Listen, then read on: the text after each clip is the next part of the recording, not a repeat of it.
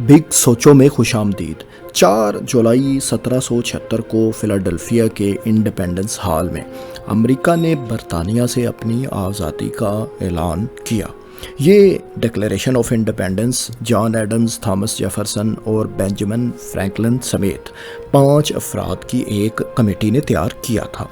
इस डॉक्यूमेंट पर eastern coast यानी मशरकी साहिल की 13 कॉलोनीज़ के नुमाइंदगान के दस्तखत थे। लेकिन दोस्तों, इब्तदाई 13 कॉलोनीज़ से आज़ादी का ऐलान करने वाला वही यूनाइटेड स्टेट्स ऑफ अमेरिका आज 50 रियासतों और अपने इब्तदाई रकबे के तकरीबन 14 गुना से भी ज़्यादा इलाके पर फैला एक इंतहाई बड़ा मुल्क बन चुका है। इसकी सरहदें आज बहरे ओकियानूस से बहरुल काहिल और आर्टिक ओशियन तक फैली हुई हैं। 98,30,000 मरबा किलोमीटर से ज़ायद रकबे पर फैला ये रूस और कनाडा के बाद आज दुनिया का तीसरा बड़ा मुल्क है। मकरो फरेब, बगावत, खरीदो फरोख्त और जंगों से अमेरिका ने एक्सपेंशन यानी फैलाव का ये सफ़र कैसे तय किया, आइए ये सब जानते हैं। इस सफ़र का आगाज़ 1760 की दहाई में हुआ, जब बरतानिया ने फ़्रांस और उसके इत्तेहादियों को 7 ईयर्स वार में शिकस्त देकर शमाली अमेरिका में कुछ नए इलाके अपनी सल्तनत में शामिल किए। इस जंग के नताइज तो चाहे बरतानिया के हक़ में आए, लेकिन माशी नुक्ता नज़र से ये जंग बरतानिया को इंतहाई महंगी पड़ी और इसके कर्ज़े 133 मिलियन पाउंड से भी तजावुज़ कर गए। इन भारी कर्ज़ों की अदायगी के लिए बरतानिया ने नॉर्थ अमेरिका में अपनी कॉलोनीज़ पर मुख्तलिफ तरह के टैक्सेस आयद कर दिए, जो यहाँ के बाशिंदे अदा करने पर बिल्कुल भी तैयार नहीं थे।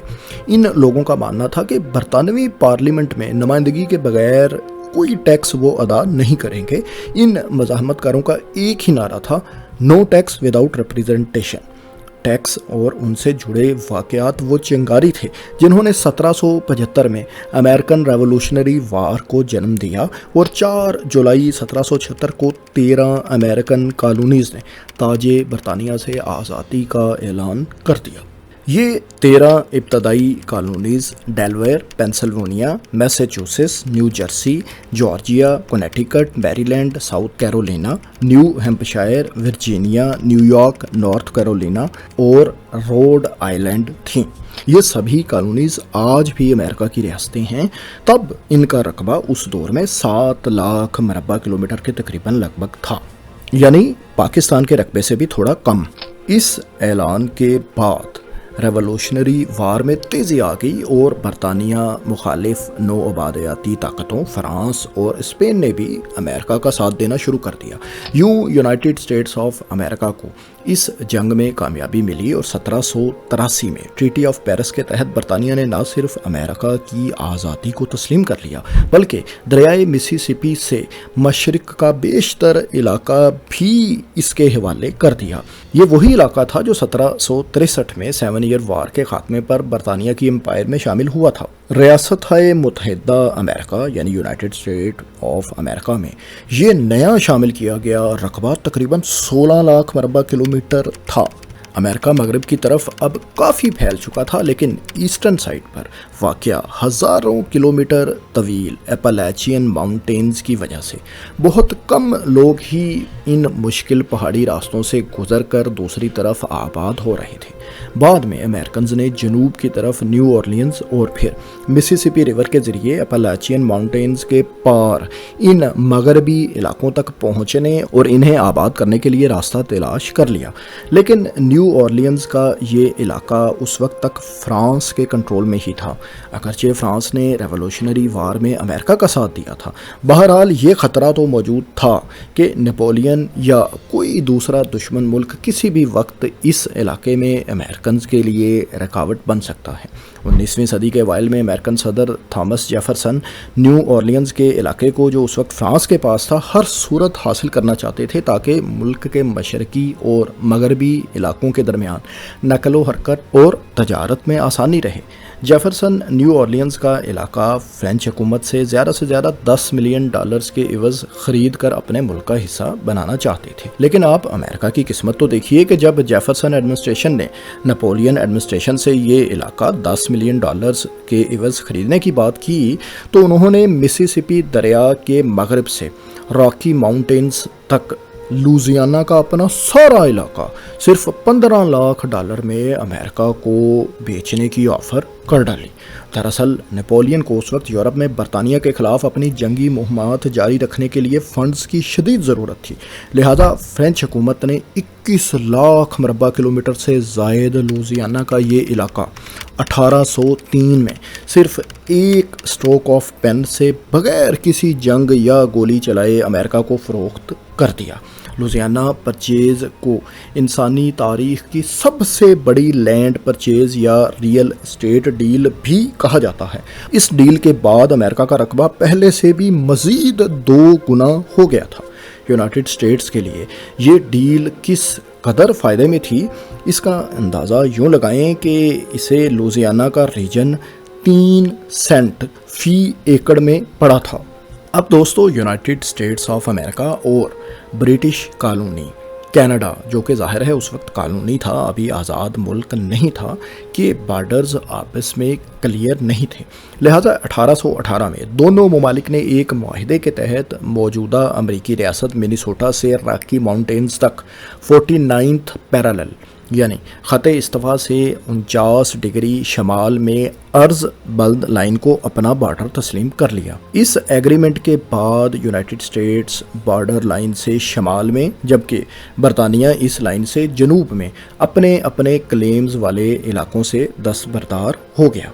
इसके अलावा मतनाज़ा ओरेगन टेरिटरी में दोनों ममालिक ने एक दूसरे का अगले 10 साल तक मुश्तरका कंट्रोल और आबादकारी का हक भी तस्लीम कर लिया। इसी माहिदे को बाद में गैर मुअय्यना मुद्दत के लिए मज़ीद एक्सटेंड कर दिया गया था, यानी ये इलाका ब्रिटिश कॉलोनी कनाडा और अमेरिका दोनों के मुश्तरका कंट्रोल में अब रहना था। इसके बाद अगला इलाका जो यूनाइटेड स्टेट्स ऑफ अमेरिका का हिस्सा बना वो ईस्ट एंड वेस्ट फ्लोरिडा का रीजन था। ये खिता स्पेन के कंट्रोल में था, लेकिन अब अमेरिकन्स यहाँ आकर आबाद हो रहे थे और स्पेनिश फोर्सेस के साथ उनकी झड़पें भी हो जाया करती थी। कमज़ोर होती हुई नौआबादियाती ताकत स्पेन ने अमेरिका में अपनी बकिया कॉलोनीज़ पर फोकस करने के लिए 1819 में एडम ओनिस मुआहदे के तहत फ्लोरिडा का सारा इलाका अमेरिका के हवाले कर दिया। ये रकबा तकरीबन 2 लाख मरबा किलोमीटर से कुछ ज़्यादा था।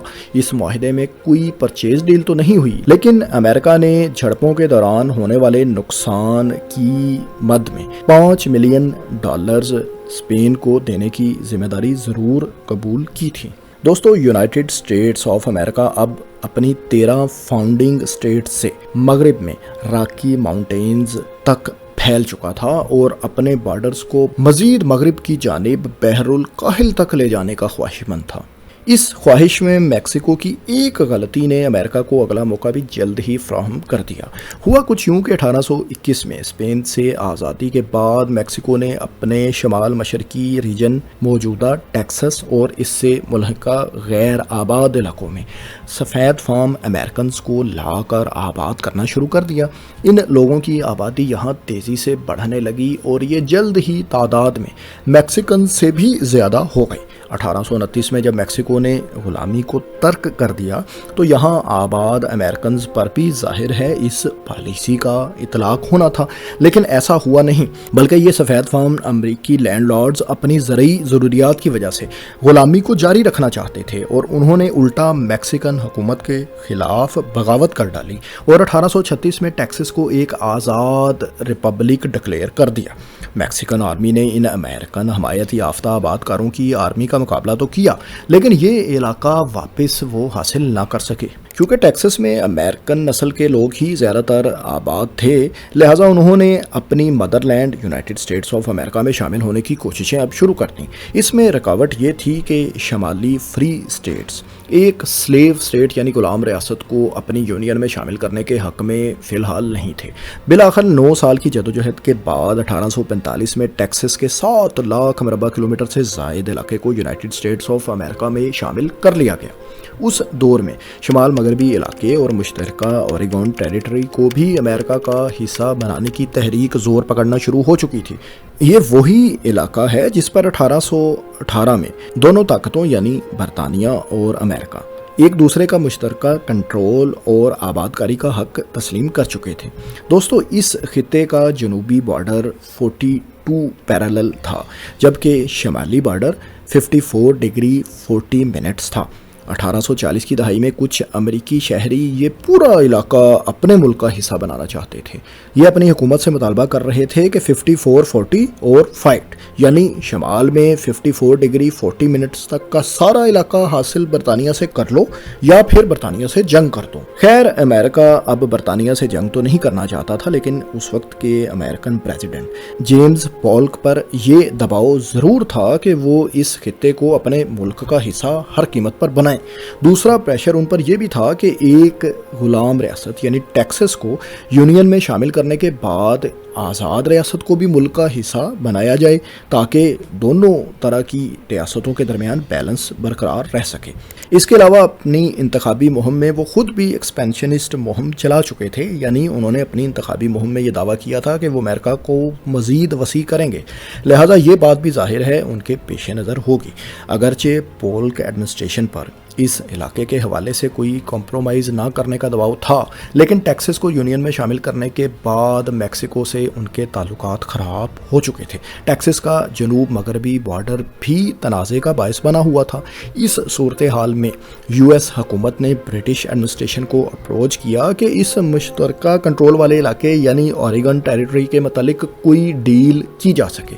امریکہ کی خوش قسمتی سمجھیے کہ برطانیہ بھی اس ریجن کے حوالے سے اب جنگ نہیں چاہتا تھا، لہذا دونوں ممالک نے 1846 میں راکی ماؤنٹین سے مغرب کے اس ریجن میں بھی کینیڈا اور یونائٹڈ اسٹیٹس آف امریکہ کے درمیان 49 پیرالل ہی کو بارڈر تسلیم کر لیا۔ یوں ایک مرتبہ پھر بغیر کسی جنگ کیے امریکہ اور برطانیہ نے اوریگن کا علاقہ آپس میں تقسیم کر لیا۔ اس ڈیل میں 49 پیرالل سے شمال کا علاقہ برطانیہ کا ہو گیا جو آج کینیڈا کا حصہ ہے، جبکہ اسی لائن سے جنوب کا علاقہ امریکہ میں شامل ہو گیا۔ امریکہ میں شامل ہوا یہ علاقہ کم و بیش 8 لاکھ مربع کلومیٹر تھا، یعنی پاکستان کے رقبے کے تقریباً برابر۔ دوستو، اس ڈیل کے ساتھ ہی امریکہ بحر الکاہل تک تو پہنچ چکا تھا، لیکن ساتھ ہی جنوب مغرب میں کیلیفورنیا وغیرہ کا علاقہ بھی امریکہ اپنے اندر شامل کرنے کا خواہش مند تھا، جو ابھی تک میکسیکو کا حصہ ہی ہوا کرتا تھا۔ اس حوالے سے امریکہ نے میکسیکن حکومت کو $30 ملین کی آفر کی، لیکن میکسیکو نے اس آفر کو ٹھکرا دیا۔ دونوں ممالک کے درمیان کشمکش بارڈر تنازع کی وجہ سے تو پہلے ہی سے جاری تھی، جو 1846 میں باقاعدہ جنگ کی صورتحال بھی اختیار کر چکی تھی۔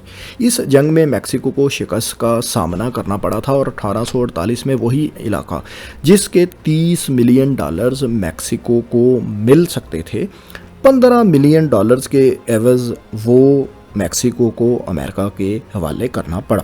اس ڈیل کے نتیجے میں امریکہ نے تقریباً 19 لاکھ مربع کلومیٹر رقبہ اپنے علاقے میں شامل کر لیا۔ اس ریجن میں آج کیلیفورنیا سمیت یوٹا، نیواڈا، ایریزونا وغیرہ کی امریکن ریاستیں شامل ہیں۔ اس کے بعد 1853 میں امریکہ نے گیٹسٹن کا تقریباً 80,000 مربع کلومیٹر کا علاقہ بھی میکسیکن حکومت سے $10 ملین کے عوض خرید لیا۔ یوں مین لینڈ یونائٹڈ اسٹیٹس کی ایسٹ کوسٹ سے ویسٹ کوسٹ تک ایکسپینشن محض 77 سالوں میں مکمل ہو گئی۔ اس کے بعد دوستو اگلا ایونٹ جس نے امریکہ کے رقبے میں یکمشت لاکھوں مربع کلومیٹر کا اضافہ کر دیا وہ الاسکا پرچیز تھا۔ 19ویں صدی میں یہ ریجن روس کی ملکیت تھا، لیکن انتہائی کم آبادی اور دور دراز واقع ہونے کی وجہ سے روس کا یہاں ہولڈ رکھنا بہت مشکل تھا۔ اس کے علاوہ یہ خطرہ بھی تھا کہ برطانیہ جو کینیڈا میں موجود تھا وہ کہیں روس سے یہ خطہ چھین نہ لے، اس پر قبضہ نہ کر لے، لہٰذا روس نے یہ وسیع و عریض علاقہ محض $72 لاکھ میں امریکہ کو فروخت कर दिया। इस डील के नतीजे में 15 लाख मरबा किलोमीटर से जायद रकबे का खित्ता अमेरिकन टेरिटरी में शामिल हो गया। ये इलाका किस कदर कोड़ियों के भावों रूस ने फ़रोख्त किया, इसका अंदाज़ा आप यूँ लगाएं कि अमेरिका को अलास्का परचेज सिर्फ 2 सेंट्स फी एकड़ से भी कम में पड़ा। दोस्तों, अमेरिका ने यहीं पर ब्रेक नहीं लगाई, बल्कि इसके बाद उनकी नज़रें स्ट्रैटेजिक लिहाज से इंतहाई अहम हवाई जजीरों पर थी। वो यहाँ अपनी नेवल बेस कायम करना चाहते थे। अमेरिकन बिजनेसमैन और मिशनरीज तो यहाँ काफ़ी अरसा पहले ही आकर आबाद होना शुरू हो चुके थे। ये लोग यहाँ के कारोबार को कंट्रोल करने के अलावा हुकूमत में भी अच्छा खासा असर रसूख रखते थे। इन्हीं लोगों की कोशिशों से 1887 में अमेरिका को यहाँ पर्ल हार्बर में अपनी नेवल बेस बनाने की इजाज़त भी हवाईन हुकूमत से मिली थी। लेकिन चूँकि अमेरिकी नस्ल के लोग पूरे ग्रुप ऑफ आइलैंड्स को ही अपने कंट्रोल में लेना चाहते थे, लिहाजा उन्होंने 1893 में एक बगावत के ज़रिए हवाईन क्वीन लिलियो कलानी की हुकूमत का तख्ता उलट दिया और एक अमेरिकन हमायत याफ्ता बिजनेसमैन सैमफोर्ड पी डोल को हवाई का सदर बना दिया। सैमफोर्ड हवाई को अमेरिका का हिस्सा बनाना चाहते थे, लिहाजा उनकी कोशिशों से 28,000 मरबा किलोमीटर से ज़ायद का ये इलाका 1898 के अवाइल में यूनाइटेड स्टेट्स ऑफ अमेरिका में बाकायदा तौर पर शामिल कर लिया गया। 1898 के आखिर में ही स्पेनिश अमेरिकन वार के खात्मे पर पोर्टरिको और गवाम के 14,000 मरबा किलोमीटर से ज़ायद रकबे के 2 जज़ायर भी अमेरिका का हिस्सा बन गई। ये दोनों इलाके आज अमेरिका की अनइनकॉर्पोरेटेड टेरिटरीज हैं, यानी इन्हें रियासत का दर्जा हासिल नहीं। यहाँ रहने वालों को अमेरिकन शहरी तो समझा जाता है, लेकिन उन्हें वो हकूक़ हासिल नहीं जो बाकी रियासतों के शहरियों को हासिल हैं, यानी इन्हें हम कम दर्जे के अमेरिकन शहरी कह सकते हैं। इसके बाद अमेरिका ने 1915 में किंगडम ऑफ डेनमार्क से $25 मिलियन के एवज़ कैरेबियन में वर्जन आइलैंड्स को भी अपने टेरिटरी में शामिल कर लिया। इन जज़ायर का रकबा महज 350 मरबा किलोमीटर के लगभग है। इसके अलावा भी कुछ गैर अहम इंतहाई छोटे और दूर दराज के जज़ायर भी यूनाइटेड स्टेट्स ऑफ अमेरिका का हिस्सा हैं, जो इसने मुख्तलिफ औकात में दूसरी कॉलोनियल पावर्स के साथ माहिदों वगैरह के ज़रिए हासिल किए। इन इलाकों में अमेरिकन सामोआ और बेकर आइलैंड्स वगैरह जैसे इलाके शामिल हैं। दोस्तों, ये था अमेरिका का 13 इब्तदाई कॉलोनी से 50 रियासतों और तकरीबन 1 करोड़ मरबा किलोमीटर तक वसी मुल्क बनने का सफ़र। दोस्तों, आपका क्या ख्याल है, अमेरिका इतना बड़ा मुल्क यानी अपने इब्तदाई रकबे से तकरीबन 14 गुना बड़ा खुशकिस्मती ही की वजह से बना, या उनकी अपनी हिकमत अमली का भी इसमें कुछ अमल दखल था? कमेंट्स में अपनी राय से ज़रूर आगाह करें और इस तरह की मालूमाती तहकीकाती मज़ीद वीडियोस मुस्तकबिल में देखने के लिए हमारे चैनल को सब्सक्राइब ज़रूर कर लें।